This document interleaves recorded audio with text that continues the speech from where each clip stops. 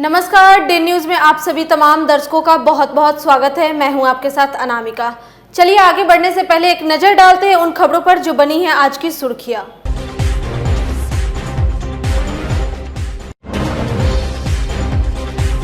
Red light area में बढ़ी police की सक्रियता, देह व्यापार कराने के आरोप में पकड़े गए चारों आरोपी को भेजा गया जेल।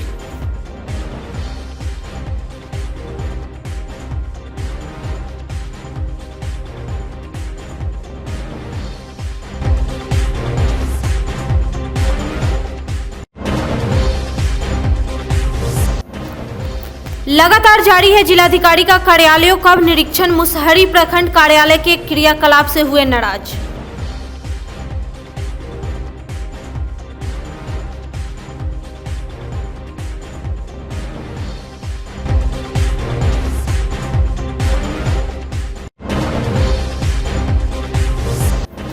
और लाखों का शराब जब्त, अहियापुर पुलिस की बड़ी कार्रवाई, लेकिन कारोबारी हो गए फरार।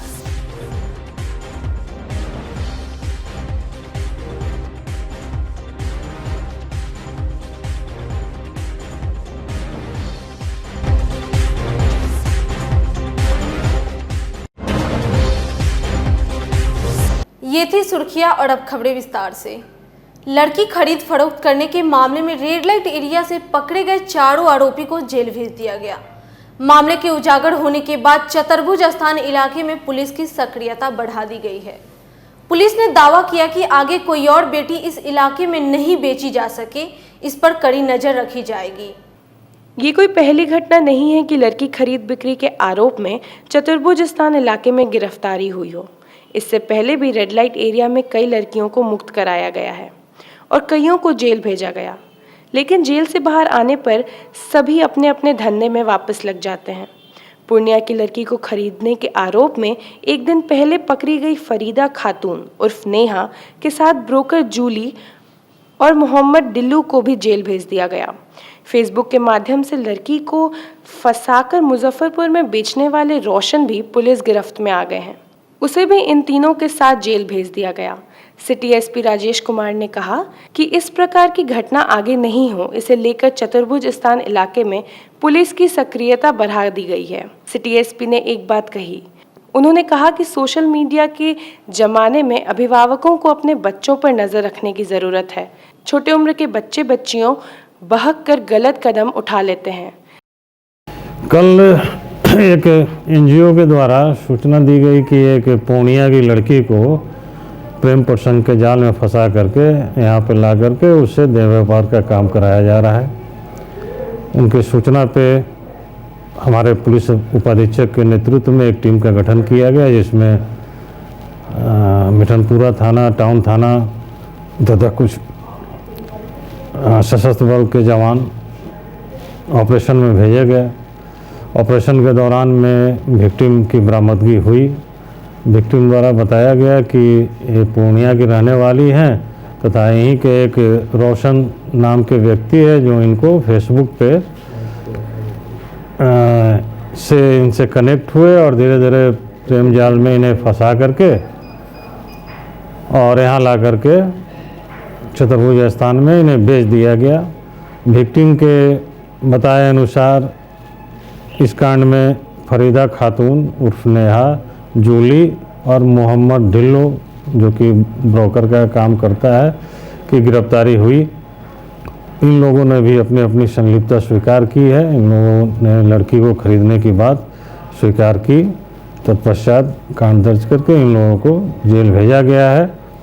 ऐसी इस घटना के बाद में पुलिस उस क्षेत्र में अपनी सक्रियता बढ़ाएगी और निश्चित रूप से इस तरह के कार्य में संलिप्त और लोगों को गिरफ्तार किया जाएगा तथा जो भी पीड़िता होगी उन्हें मुक्त कराने का प्रयास किया जाएगा। रेड लाइट इलाके में लगातार इस तरह का जो काम हो रहा है, तो क्या पुलिस पहल करेगी कि यहाँ का रेड लाइट एरिया बंद हो? बिल्कुल, पहले भी रेड होते आया है इस एरिया में और हम लोग भी इसके कुछ दिन पूर्व भी एक रेड हुआ था और कल भी एक रेड हुआ है और हम लोग चाहेंगे कि जल्दी ही इसकी समाप्ति की जाए। बड़े बड़े ब्रोकर का भी सर इस पे नाम आ रहा है, तो उसके लिए क्या चिन्हित किया जा रहा है। जो जो चिन्हित होंगे उन्हें गिरफ्तार किया जाएगा।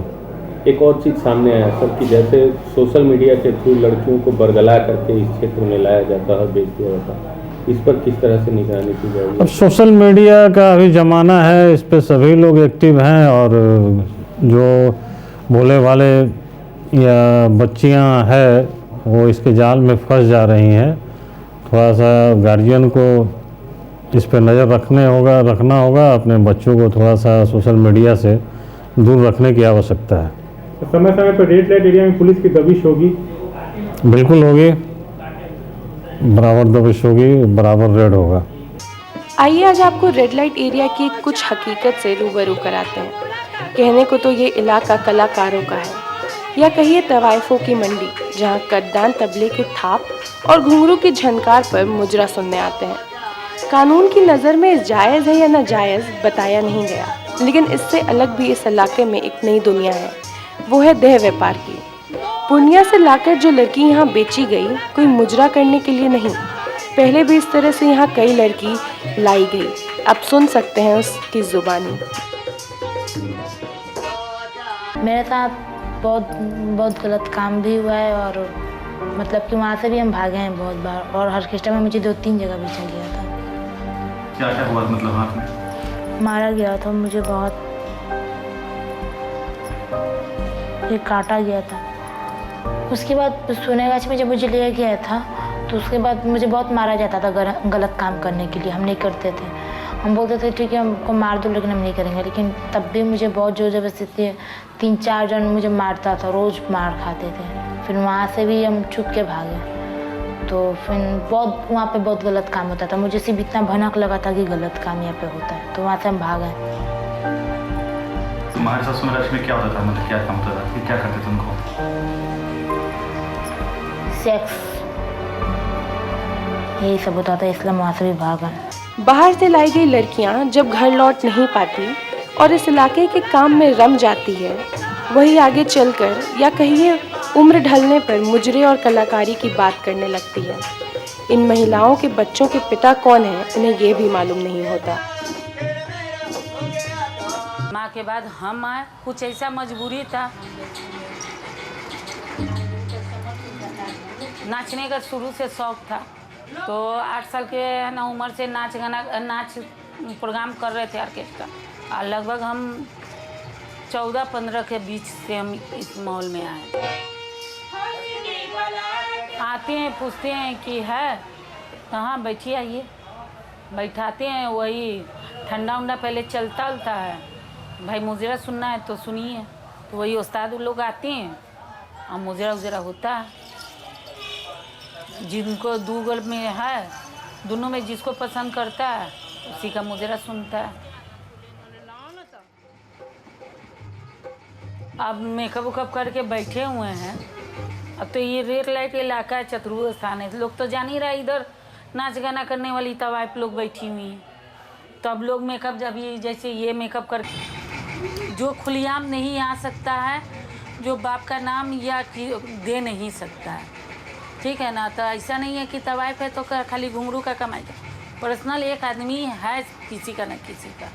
शुरुआत सदर अस्पताल से, इसके बाद कुढ़नी के छाजन गांव, फिर इसके बाद एसडीओ कार्यालय और आज मुसहरी प्रखंड कार्यालय। जी हां, जिलाधिकारी चंद्रशेखर सिंह शहर से लेकर गांव तक के कार्यालय और अस्पताल को खंगालने में जुटे हैं।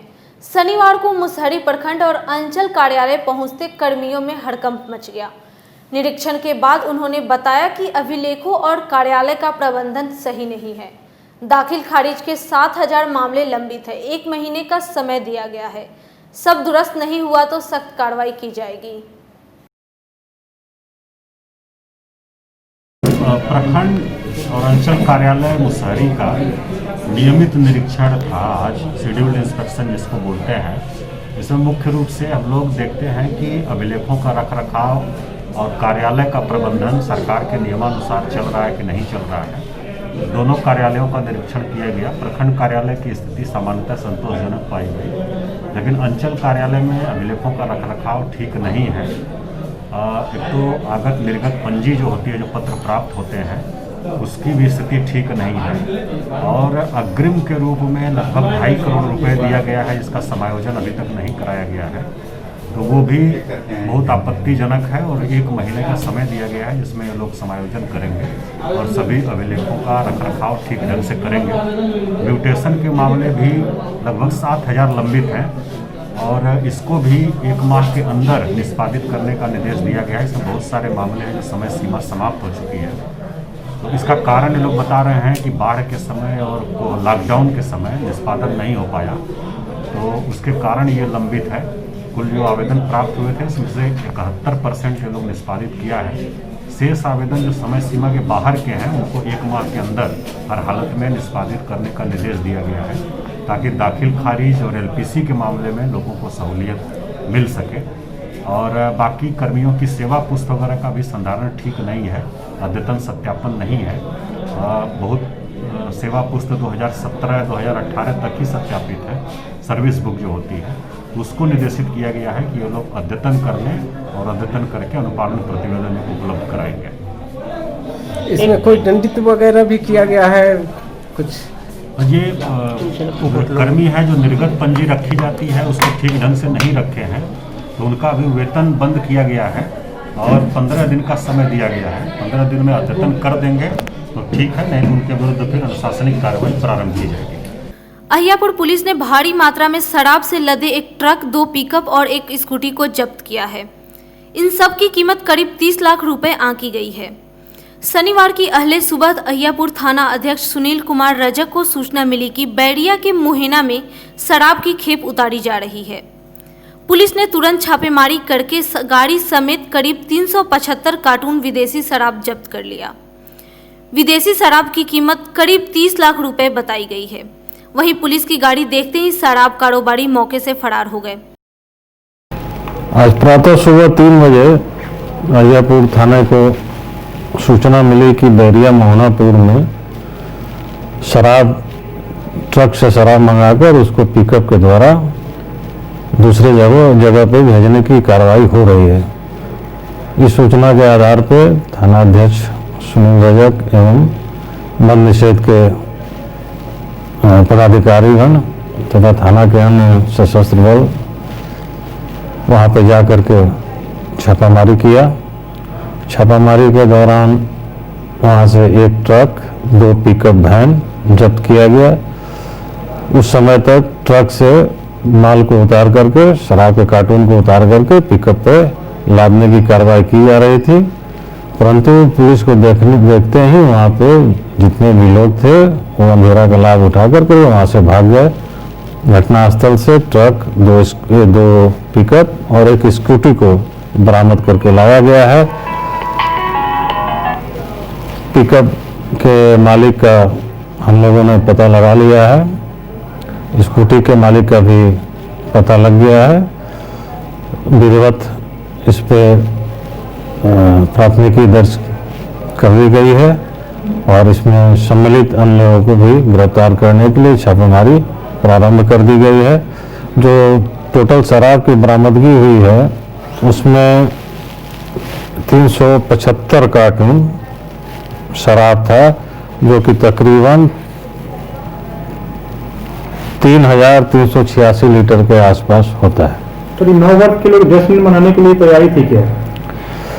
अभी तो अनुसंधान का विषय है, लेकिन ऐसे मौके पे होली, 9 वर्ष आदि के मौके पे इस तरह की घटनाएं सामने आती रही हैं और पुलिस अभी आने वाले 9 वर्ष को लेकर सतर्क भी है। किसी भी सूचना पे कार्रवाई करने के लिए पुलिस तत्पर है। जिले में गौवंश की हत्या के विरोध में हिंदू जागरण मंच ने शनिवार को जुलूस निकालकर शहर के विभिन्न मार्गों से होते हुए समाहरणालय में प्रदर्शन किया। प्रदर्शन का नेतृत्व कर रहे वैभव मिश्रा ने जिलाधिकारी को ज्ञापन देते हुए गौवंश की हत्या पर रोक लगाने की मांग की।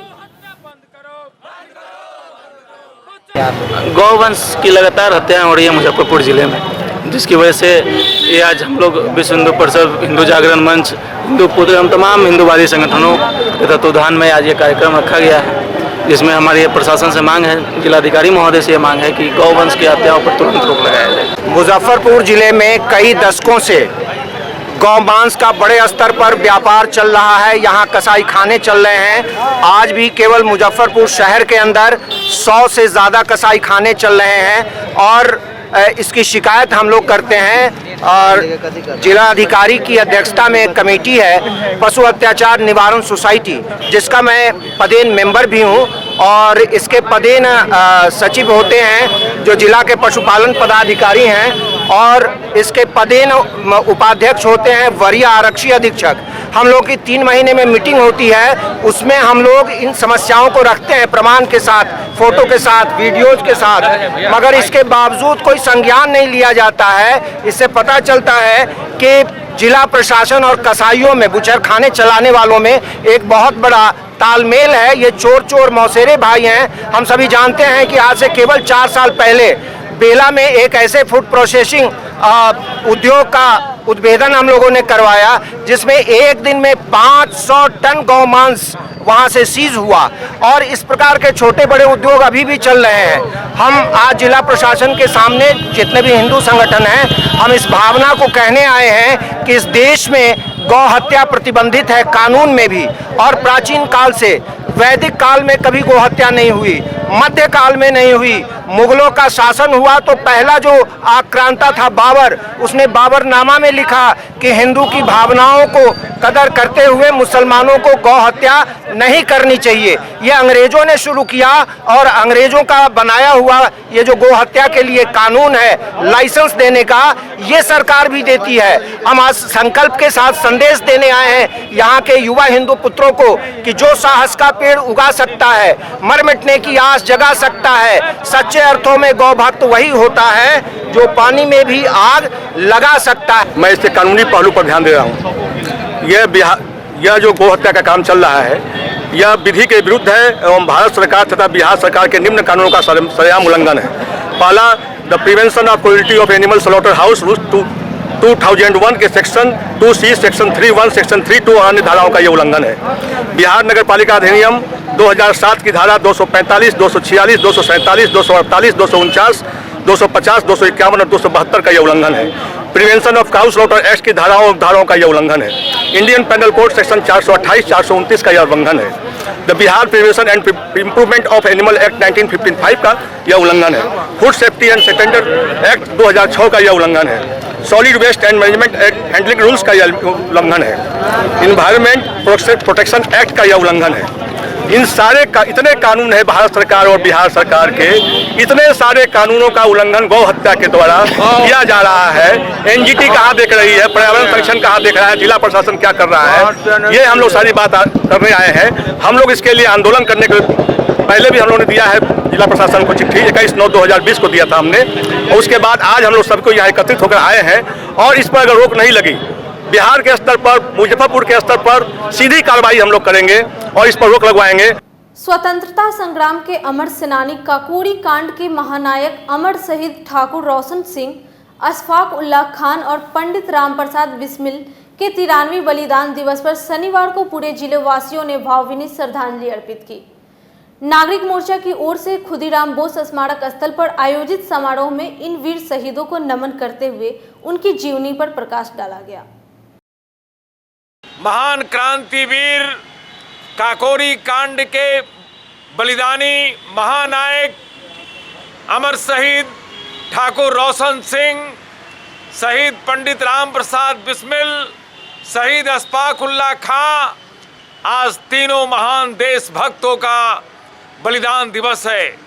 आज ही के दिन 19 दिसंबर 1927 को फिरंगी सरकार ने महान देशभक्तों को फैजाबाद, गोरखपुर, उत्तर प्रदेश के विभिन्न जेलों में फांसी के तख्ते पर चढ़ा दिया था। मुजफ्फरपुर में खुदीराम बोस के नाम पर मुजफ्फरपुर केंद्रीय कारा का नाम हुआ है।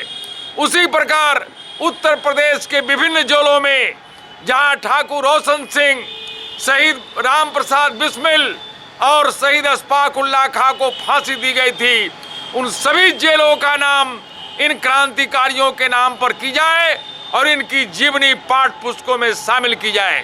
नागरिक मोर्चा आज शहीद स्मारक पर वतन के महान वीर सपूतों के प्रति नतमस्तक है, उन्हें भावभीनी श्रद्धांजलि अर्पित करती है। जय भारत, जय क्रांतिवीर। वार्ड 35 के रमना शंकर नगर में 10,65,512 रुपए की लागत से निर्मित सड़क नाला का उद्घाटन शनिवार को मेयर सुरेश कुमार ने किया।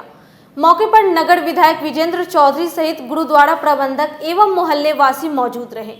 वहीं मेयर ने कहा कि इस मोहल्ले में इस सड़क की बहुत जरूरत थी, जिसे पूरा कर दिया गया है। वहीं उन्होंने कहा कि इस सड़क का नामकरण गुरु तेग बहादुर जी की महाराज नाम पर करने का प्रस्ताव नगर निगम में रखा जाएगा। गुरु तेग बहादुर जी का पर्व है और हमारे शहर के सम्मानित सिख बंधु हैं जो हम लोग के साथ कदम से कदम मिला के चलते हैं और हम लोगों का कदम मिला के चलते हैं। उन्हीं का दरख्वास्त पर हम लोगों ने आज से लगभग 2 साल पहले इस रोड का शिलान्यास किया था और उसी का जो ऑर्डर हुआ है और उत्साहित हम लोग हैं। ये चीज़ होता रहा है, निगम से हुआ है, निगम फंड हम लोग करवाए हैं। इसमें स्थानीय पार्षद हमारी आवर रंजन जी का भरपूर सहयोग रहा है और हमारे परम मित्र हैं खालसा, उनका योगदान रहा। इन्होंने ही प्रपोजल लेकर आया था, हम लोगों ने किया है। और मैं आज कह देता हूँ कि इस मार्ग का नाम श्री गुरु तेग बहादुर जी मार्ग रहेगा। इसको हो सकता है कि हम लोग स्टैंडिंग से पास कर देंगे, हालांकि गली है, गली का पास में जरूरत नहीं पड़ती, लेकिन फिर जो नियमानुसार काम हम देखेंगे। लंबा समय लग गया सर? नहीं, लंबा समय थोड़ा सा निगम में पैसा नहीं था और इस बीच में कुछ टेक्निकल बातें हो गई जो आपको नहीं बता सकते हैं और ये मैं मान सकता हूँ कि समय लगा है, लेकिन चलिए देर आया दुरुस्त है। ये पिछले 3 साल से पेंडिंग पड़ा हुआ काम था, जिसको मेयर साहब ने सबसे पहले शिलान्यास किया था। आज हम लोग के बहुत अथक प्रयास के बाद इस रोड का शिलान्यास हुआ है। इसके लिए हम लोग बहुत ज़्यादा अंदर से खुश हैं और मेयर साहब का बहुत शुक्रगुजार है, जिन्होंने इस रोड के लिए बहुत प्रयास किया था और हमारा और उनके सहयोग से आज रोड ये कंप्लीट हुआ। आज की खबरों में फिलहाल इतना ही। कल फिर मिलेंगे कुछ नए खबरों के साथ। तब तक के लिए हमारे डेन न्यूज़ टीम को दीजिए इजाजत। नमस्कार।